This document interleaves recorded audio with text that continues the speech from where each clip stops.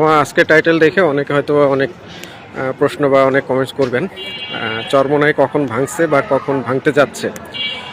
দেখেন, চরমোনাই মোটামুটি এজেন্সির খপ্পরে পড়ে তার রাজনৈতিক ক্যারিয়ারের সেকেন্ড বা থার্ড ভাঙনের দিকে আগাচ্ছে। আমরা চরমোনাইকে যেভাবে দেখে অভ্যস্ত, তারা মোটামুটি 2-3 বার ভেঙে আজকের এই অবস্থায় আসছে। রাজনৈতিকভাবে দেউলিয়া একটা অর্গানাইজেশনের যদি নাম বলা হয়ে থাকে সেটা চরমোনাই। পারিবারিক তন্ত্র বা পারিবারিক পীরতন্ত্রকে কেন্দ্র করে তারা ইসলামের নামটাকে পুঁজি করে তারা মোটামুটি একটা রাজনৈতিক দল চালাচ্ছে। তো আজকে আসেন চরমোনাই কেন ভাঙবে আর কখন ভাঙবে সেটা নিয়ে একটু আলোচনা করি। আমরা দেখতে পাচ্ছিলাম যে জুলাইয়ের পরে, জুলাইয়ের আগের কথা যদি আমরা চিন্তা করি, চরমোনাই মোটামুটি আওয়ামী লীগের দুঃশাসনের পক্ষে বা মানে তাদের সাথেই অবস্থান নিয়েই তারা সেফভাবে ছিলেন। যেখানে অন্যান্য আলেম বা অন্যান্য দলের লোকজন কোনো কথা বলা তো দূরের কথা, স্বাধীনভাবে থাকতেই পারতো না, সেখানে চরমোনাইয়ের লোকজন বা চরমোনাইয়ের আমির ওনারা বিন্দুমাত্র কোনো টাচ ছাড়াই দেশে ঘুরে বেড়াইছে বা তারা কথাবার্তা বলছে, রাজনৈতিক কার্যক্রম চালাইছে। পক্ষান্তরে 5 তারিখের পরে তাদের যে অবদান, তাদের যে কাজ, তা দেখে মানুষ হয়তো একটু ভাবছিল যে তারা মোটামুটি লাইনে আছে বা আসবে। কিন্তু আমরা দেখতে পেলাম যে তারা বিভিন্ন সমাবেশগুলো করে জামাতের সাথে মোটামুটি সকল দূরত্ব কমায় এনে তারা জামাতের সাথে বিভিন্নভাবে কথা বলতেছিল। এখানে একটা বলে রাখি, গতকাল তাদের যে প্রচার সম্পাদক বা মুখপত্র, সে বলতেছিল জামাতের আমির তাদের নেতাকে তুচ্ছ-তাচ্ছিল্য করছে, তাদের 1% 2% ভোট আছে এটা নিয়ে তাদেরকে অসম্মান করছে। কিন্তু এটার বাস্তব কথাটা হলো, পিয়ার নিয়ে যখন জামাত রাস্তায় নামছে, আন্দোলন করতেছিল, তখন তাদের আমিরকে বোঝানো হয়েছিল, বলা হয়েছিল যে দেখেন, আপনাদের যে জরিপগুলো বা আপনাদের যে এখন পর্যন্ত যে ভোট পড়তেছে, এখন পর্যন্ত যে ভোট পড়ছে সেই অনুযায়ী আপনারা 1 থেকে 3% ভোট পাচ্ছেন। যে ভোটটা পিয়ার হইলে আপনারা মানে আপনারা কিছু আসন পেয়ে সংসদে যেতে পারবেন। আপনাদের তৈরি হওয়া পর্যন্ত এখন পর্যন্ত আপনারা কোনো সংসদে কোনো প্রতিনিধি পাঠাইতে পারেন নাই, তো আপনারা পিয়ারের পক্ষে আসেন। তো মূলত কথা ছিল কিন্তু এইটা, যে পিয়ারে আনার জন্য, যে পিয়ারে ওনাদের বাস্তব অবস্থা বোঝার জন্য, যে আপনারা যেই ভোটটাই পাচ্ছেন সেটা পিয়ারে না থাকার কারণে আপনারা কোনো আসন পাচ্ছেন না। তখন কিন্তু তারা এটা বুঝেই আসন মানে তারা পিয়ারের দিকে যে আন্দোলনগুলো হয়েছে বাংলাদেশের মাঠে ময়দানে, রাজনৈতিক ময়দানে, সেইখানে কিন্তু তারা দেখবেন যে পিয়ার নিয়ে কথা বলছে। মূলত ঘটনাটা ছিল এইটা, তাদেরকে যে ওনাদের যে প্রচার সম্পাদক যে কথাগুলো বলছে সেটার সাথে এটার কোনো মিল নাই। আমি এটা দায়িত্ব নিয়ে বলছি এবং আমি এটা জানি। সেকেন্ড যে ইস্যুগুলো ইসলাম নিয়ে, জামাত ইসলাম ছেড়ে দিচ্ছে, তারা এখানে খুব অরিড। আমার জানা মতে এখন পর্যন্ত তাদের যে কার্যকলাপগুলো এটা ইসলামের কোনো গণ্ডির মধ্যে পড়ে না। পীরতন্ত্র বাংলাদেশ না, পৃথিবীর কোথাও পীরতন্ত্র বা ইসলামে পীরতন্ত্রের কোনো অপশনই নাই, কিন্তু তারা কিন্তু এই পীরতন্ত্র দিয়েই আজকে রাজনীতি করে যাচ্ছে এবং রাজনৈতিক ময়দান তারা মানে খেয়ে যাচ্ছে। তো যাই হোক, এখন আসল কথায় আসি। বাংলাদেশে বর্তমান যে রাজনৈতিক প্রেক্ষাপট, সেখানে জামাত ইসলাম মোটামুটি একটা জায়গা দখল করে নিয়েছে। তারা একটা আলোড়ন তৈরি করছে, বলা হচ্ছে যে সামনের নির্বাচনে জামাত একটা ভালো অবস্থান করবে, এককভাবে তারা ক্ষমতায় আসারও অবস্থা তৈরি হয়ে যেতে পারে। এখানে জামাত যেন ক্ষমতায় না আসতে পারে, মূলত চরমোনাইকে এজেন্সি যে পরামর্শটা দিচ্ছে, জামাতের কাছ থেকে যতটা পারেন আসন নিয়ে নেন, জামাত যেন এককভাবে ক্ষমতায় না আসতে পারে। মূলত এজেন্সির খপ্পরে পড়ে চরমোনাই 100, প্রথমে 150, পরে 100, পরে 70 আসন চাইছে। কিন্তু বাস্তব অবস্থা হলো, চরমোনাইয়ের যে ভোট আছে, তারা সেই ভোটে তারা 10 থেকে 12টা আসন পায়, কিন্তু জামাত তাদেরকে মোটামুটি 50-এর কাছাকাছি, প্রায় 45টা আসন দিতে চাচ্ছিল বা দিছিল। কিন্তু ওই যে এজেন্সির খপ্পর, এজেন্সি বলছে যে তোমরা যত পারো জামাতের কাছ থেকে আসন নিয়ে নাও, কারণ হলো যে জামাত এককভাবে ক্ষমতায় গেলে তোমাদের কর্তৃত্ব থাকবে না, তোমরা এই করতে পারবে না, সেই করতে পারবে না। তো তারা মূলত সেই জায়গাটায় আমল করছে বা সেই জায়গাটায় মেনে চলছে। সেকেন্ড কথা, মামুনুল হক। মামুনুল হক কেন থাকতেছে বা, এবং এখানে কিন্তু কথা আছে, মামুনুল হক সামনে আমরা হয়তো বা তাকে জামাতের এই জোট থেকে চলে যেতেও দেখতে পারি। তবে মামুনুল হক আমি আশা করি সে এই জোট থেকে বের হয়ে যাবে না। কেন যাবে না? চরমনের সাথে জোট করে আসলে মামুনুল হকের কোনো লাভ নাই। মামুনুল হকের টাকা কর্মী দিয়ে সে এই নির্বাচনে পার করতে পারবে না, যেটা কিনা জামাত তার কর্মী বাহিনী, তার আর্থিক সাপোর্ট দিয়ে হলেও মামুনুল হকের আসন 1টা 2টা 4টা যাই হোক আনতে পারবে, যেটা কিনা চরমোনাই পারবে না। আর রাজনীতিতে আপনার টাকা পয়সার আসলেই খুবই দরকার এবং সাপোর্ট আসলেই থাকতে হয়, যেটা কিনা চরমোনাই নাই। বরং তারা এই নির্বাচনকে কেন্দ্র করে বিভিন্ন এজেন্সির কাছ থেকে, আমি নাম বলবো না, আমি যদি বলে থাকি বা এটা আসলে তথ্য প্রমাণ দিয়ে বলাটা উচিত, তারা মোটামুটি একটা অ্যামাউন্ট খেয়ে ফেলছে। চরমোনাইয়ের যেই পীর সাহেব রেজাউল করিম, উনি এই আন্দোলন এই জোটের পক্ষে ছিলেন, কিন্তু ওনার ছোট ভাই রেজাউল করিম উনি এই আন্দোলনের বা এই জোটটা না হোক সেটাই চাচ্ছিল। কারণ উনি নমিনেশন দিয়ে, ওনার দলের যারা নমিনেশন নিছে, এরকম নমিনেশন দিয়ে অনেকের কাছ থেকে টাকা নিয়ে নিছে, যেগুলো কিনা সে এখন জোট করলে ওই আসনগুলো দিতে পারতেছে না, জামাত তো ছাড়তেছে না। তো আলটিমেটলি সে এই জোটের পক্ষে ছিল না, আর পক্ষে না থাকার কারণে মোটামুটি সে এখান থেকে বের হয়ে যাচ্ছিল। লাস্ট চরমোনাই যে পীর সাহেব রেজাউল করিম, উনি যেই প্রোগ্রাম হয়েছিল লিয়াজো বৈঠক, সেখানে মমিনুল হককে সে কিন্তু বারবার বলছে যে এই জোট ভাঙা যাবে না, এই জোট ভাঙা যাবে না। কিন্তু 11টার পরে যখন এই মিটিং শেষ করে উনি বাসায় যায়, পরবর্তীতে ওনার যেই এমপি প্রার্থী আছে তাদেরকে উনি সম্ভাব্য এমপি প্রার্থী করছেন, এবং ওনার ছোটো ভাই তারা কিন্তু এই জোটের পক্ষে ছিলেন না। তারা বলছেন যে আমরা এককভাবে অনেক কিছু করতে পারবো, হ্যাং ত্যাং অনেক কথাই বলছে। পরবর্তীতে এই জোটটা ভেঙে গেছে। এবং মজার ব্যাপার হলো, যেই লোক গাজী ভাই, উনি যে জামাতের ব্যাপারে গতকাল যে কথাগুলো বলছে, উনি নিজেও জানে যে এগুলো আসলে সঠিক না, কিন্তু তারপরে বলতে হয়েছে ওনার দল টিকে রাখার জন্য। এখন জামাত ইসলামের আজকে এবং বর্তমান এই সিচুয়েশনে জোট কেন্দ্রিক যেই ইস্যুটা, এই ইস্যুটার কারণে চরমোনাই যদিও এবার কিছু আসন পেত, কিন্তু ওনাদের ইগো, ওনাদের আসলে এর আগেও জামাত কিন্তু ইসলামী দলগুলোকে নিয়ে একটা জোট করার চেষ্টা করছিল, এটা 90-এর আগে। সেখানেও কিন্তু এই চরমোনাই বাগড়া দিছিল। বলা হয়, আপনারা যারা ইতিহাস জানেন, চরমোনাই দলটাই তৈরি হয়েছে বেইমানির কারণে। যেমন তারা তখন জামাত তাকে কিছু, চরমোনাই যে মরহুম পীর সাহেব, ওনাকে কিছু এক্সেস দিছিলেন কওমি মাদ্রাসা বা কওমি আলেমদের ভিতরে, ওনাকে কোনোটা কিছু এক্সেস দিছিলেন নতুন একটা প্ল্যাটফর্ম তৈরি করার। সেই প্ল্যাটফর্মটাকে ব্যবহার করে উনি জামাত ইসলামকেই ভেঙে ইসলামী শাসনতন্ত্র বা আন্দোলন এরকম তৈরি করার প্ল্যান করছিল। এবং এটা যখন ফ্লাশ হয়ে যায়, অধ্যাপক গোলাম আজম দেলোয়ার হোসেন সাঈদীকে তখন ওই প্ল্যাটফর্ম থেকে সরায় নিয়ে আসে। আর সেখানে দেলোয়ার হোসেন না থাকার কারণে ওনারা আজীবন দেলোয়ার হোসেন সাঈদীকে গালাগালি করছেন, এবং পরবর্তীতে ওনারা মনক্ষুণ্ণ হয়ে ওনারা মোটামুটি রাগ করে ওনাদের দল গঠন করছে। এটা ছিল ওনাদের দল তৈরির প্রেক্ষাপট। বলা হয় যে জামাতের সাথে বেইমানি করে জামাতকে ভাঙার উদ্দেশ্যে এই দল তৈরি হয়েছিল। তো এখন এত বছর পরে জামাত যেখানে অনেকটা ছাড় দিয়ে হলো চরমোনাইয়ের সাথে জোট করতে চাইছে বা অন্য ইসলামিক দলদের সাথে, কিন্তু সেটাও আসলে এই চরমোনাইয়ের কারণেই হয় নাই। তবে আমি একজন রাজনৈতিক পর্যবেক্ষক হিসেবে যতটুকু বুঝি, জামাত ইসলাম এই জায়গা থেকে মানে নির্বাচন পরবর্তী যেই ঝামেলায় পড়তো সেখান থেকে বেঁচে গেছে। কেন বেঁচে গেছে?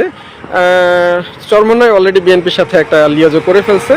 সেখানে হলো যে যতটা আসন নিয়ে জামাতের আসন কমানো যায়, চরমোনাই যদি 80টা 90টা আসন জোর করে নিতে পারে, তাহলে জামাতের ওই আসনগুলো প্রার্থী মানে চরমোনাইয়ের হবে, এবং এখানে জামাতের অনেকগুলো আসন যেগুলো হলো যে জামাতের নিজস্ব আসন, যেমন জামাতের অধ্যাপক গোলাম পরোয়ার, উনি ওনার আসন থেকে সবসময় জিতে আসেন। আবু তাহের, আবদুল্লাহ মোহাম্মদ তাহের, ওনার আসনে 14 গ্রামে উনি নেতা এবং উনি ওখানে বেশ কয়েকবার এমপি হয়েছেন। তা এখন চরমনাইয়ের দাবি ছিল যে ওই আসনগুলো তাকে দিতে হবে। তো কতটা অযোগ্য, কতটা হঠকারী, কতটা অসভ্য চিন্তা ভাবনা থাকলে একটা রাজনৈতিক দল এইভাবে আবদার করতে পারে। সেই সাথে তাদের যেই বলা হয় যে মানে এনসিপিকে আর কি নিচে বলে তারা কি করছে। এখন কথা হলো জামাত এনসিপিকে ছাড়বে না, বরঞ্চ জামাত এনসিপিকে আরও বেশি আসন দিয়ে দরকার হলে চরমোনাইকে সাইড করে দিবে। এটাই হয়েছে, আমি এটা কিন্তু আগেও বলছিলাম। এটা হওয়ার কারণটা হলো চরমোনাইয়ের যেই ভোট আছে তার 2 থেকে 4 গুণ বেশি ভোট আছে এনসিপির। এনসিপি জুলাই আন্দোলনের স্টেক হোল্ডার এবং তারা সম্মুখ সারির যোদ্ধা। তাদেরকে নেওয়ার জন্য বিএনপি কিন্তু 10 থেকে 15টা আসন অফারও করছে, কিন্তু এনসিপি সেই আসন নিলে সেই আসন জিতে আসবে এরকম কোনো গ্যারান্টি বিএনপি দিতে পারে না, যার জন্য তারা কিন্তু জামাতের সাথে লিয়াজো করে সেই আসনগুলোতে তাদের প্রার্থী তারা ঘোষণা দিছে এবং জামাতের সাথে জোট গঠন করছে। এখন কথা হলো চরমোনাই মোটামুটি মুনাফেক একটা অর্গানাইজেশন। তারা, এটা আমার কথা না, এটা ইতিহাস বলে, তারা অলওয়েজ পোল্টি মারে এবং রাজনৈতিক ইতিহাসে পোল্টি মারাটা এটা হলো যে এরশাদের মতন তারা মোটামুটি। আরও একটা কথা বলে রাখি, চরমোনাই কারোর সাথে কখনোই ঐক্য করতে পারে নাই, শুধুমাত্র এরশাদের সাথেই তাদের একবার ঐক্য হয়েছে এবং ওইটাই শেষ ঐক্য এখন পর্যন্ত। তো লোকজন বলে যে রতনে রতন চিনে, ঠিক তেমনি এরশাদ যেমন সকালে এক কথা বিকালে এক কথা, এবং চরমোনাই মোটামুটি তার সাথে তার মিলছে, যার জন্য তাদের ঐক্যটা হয়েছিল তখন। আমরা সেটা জানি আর কি, ইতিহাস ঘাটলে আপনারা পাবেন এবং আমি সাক্ষী। আমরা তখন মোটামুটি সেই সম্বন্ধে আমাদের জানাশোনা আছে। তো এখন আসেন এই জোট নিয়ে চরমোনাই এবং মোমিনুল হককে তারা অফার করছে যে তুমি আবার চিন্তা করো, আমাদের জোটে, এই জোট ছেড়ে আমাদের সাথে আসো। কিন্তু বাস্তবতা হলো মোমিনুল হক কখনই আসবে বইলা মনে হয় না, যদি ওনার মাথায় বুদ্ধি থাকে। তবে আমার কাছে যতটুকু তথ্য আছে মোমিনুল হক বের হয়ে যাওয়ার যেতেও পারে, আমরা হয়তো 20-22 তারিখ পর্যন্ত এটা দেখতে পাবো। কিন্তু তারপরে হলো যদি এটা চলে যায় তো মোমিনুল হকের জন্য এটা একটা আত্মঘাতী হবে, কারণ চরমোনাই জামাতের মতন তাকে সাপোর্ট দিতে পারবে না। জামাত যেই সাপোর্টটা মোমিনুল হককে দিবে এবং তার দলকে দিবে, সেটা চরমোনাই কখনোই পারবে না। কারণ ইতিহাস বলে যে চরমোনাই টাকাই খায় কিন্তু সে কাউকে টাকা দেয় না। তার দলের যেই ইস্যুগুলো, চরমোনাইয়ের যেই চিন্তা ভাবনা, যেই যে আমার হাতে কর্তৃত্ব থাকতে হবে, আমি সব করব, আমাকে নেতা মানতে হবে, আমি হলাম যে আমিরুল মোমিনিন, যদিও স্বঘোষিত আমিরুল মোমিন, ওনাকে কেউ আমিরুল মোমিনিন মানে উপাধি দেয় নাই, এটা ওনার স্বঘোষিত। আর এই স্বঘোষিত আমিরুল মোমিনিন উনি সবসময় চায়, বা ওনার দলের নেতারা চায় যে সব ওনাদের হইতে হবে। কিন্তু প্রেক্ষাপট যদি আপনারা চিন্তা করেন, ডাকসুতে শিবির যখন প্যানেল দেয় তার আগে কিন্তু সাদিক কায়েম এরা সবাই চরমোনাই পীরের যে ছাত্র অর্গানাইজেশন তাদেরকে কিন্তু ইনভাইট করে, তাদেরকে বলা হয় যে তোমাদেরকে আমরা এইটা দিব, তোমরা এখানে আমাদের প্যানেলে দাঁড়াও। তখন মজার বিষয় হলো যে তারা তাদের ছাত্র উইং এখানে দ্বিমত পোষণ করে এবং তারা বলে যে তাদেরকে ভিপি, জিএস, এজিএস যে কোনো 2টা পদ দিতে হবে, তাহলেই তারা হলো যে শিবির প্যানেলের সাথে নির্বাচন করবে।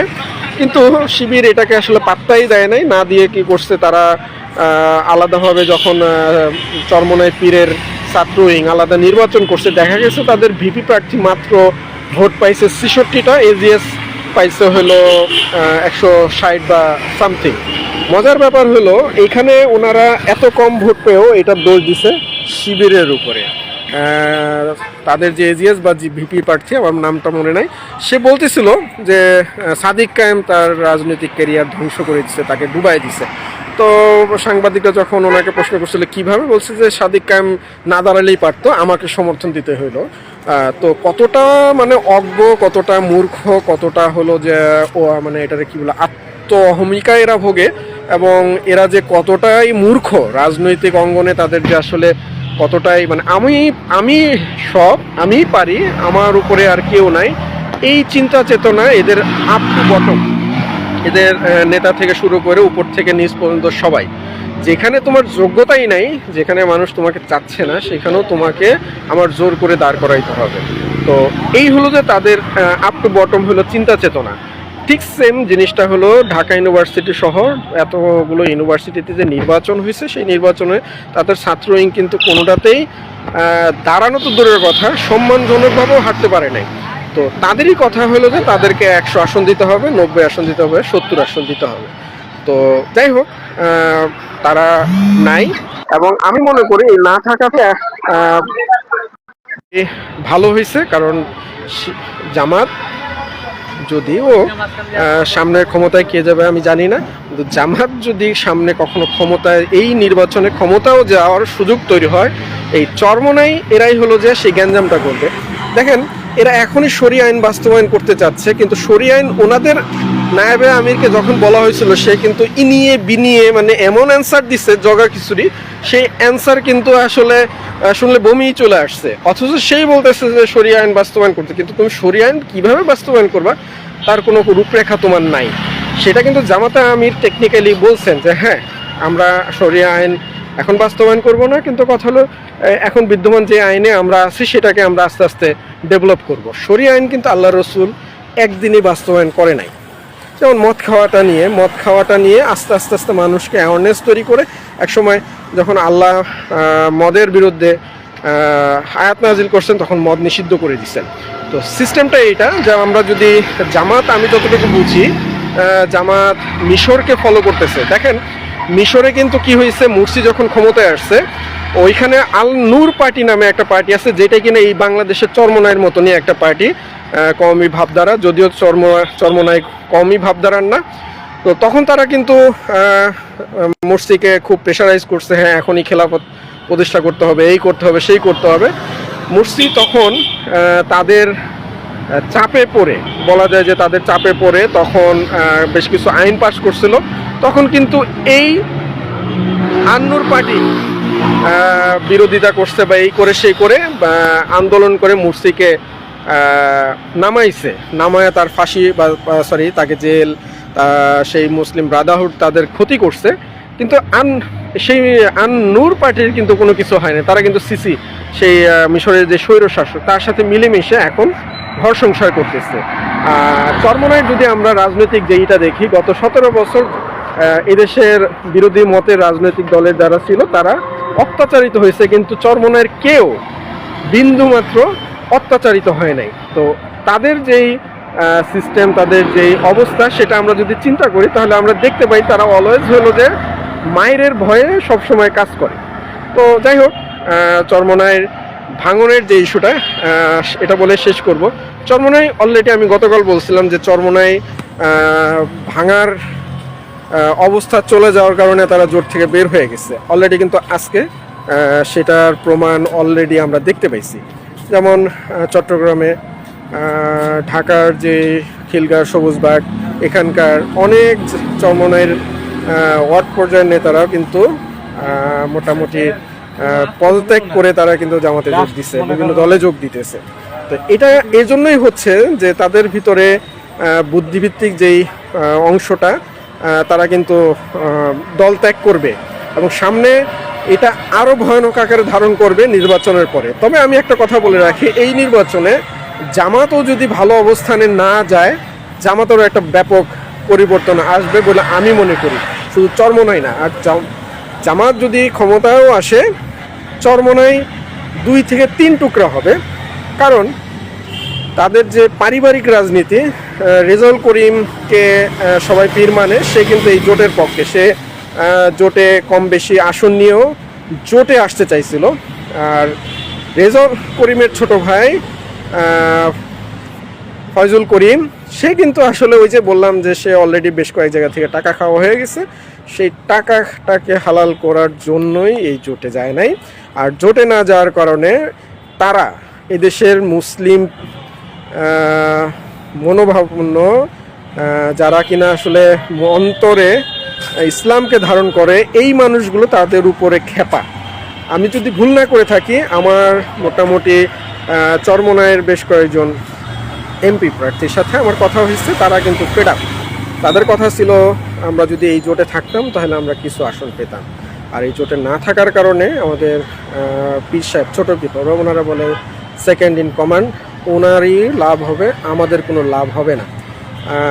আমি সেটা দায়িত্ব নিয়ে বলতেছি, তারা এরকম 2 জন এমপি প্রার্থী যারা কিনা ঘোষিত এমপি প্রার্থী, এবং বলা হচ্ছিল যে তাদেরকে জামাত তাদের সেই আসনগুলোতে সমর্থন দিত, অলরেডি কথাবার্তা হয়েছিল এবং তারা সেখানে কাজও করতেছিল।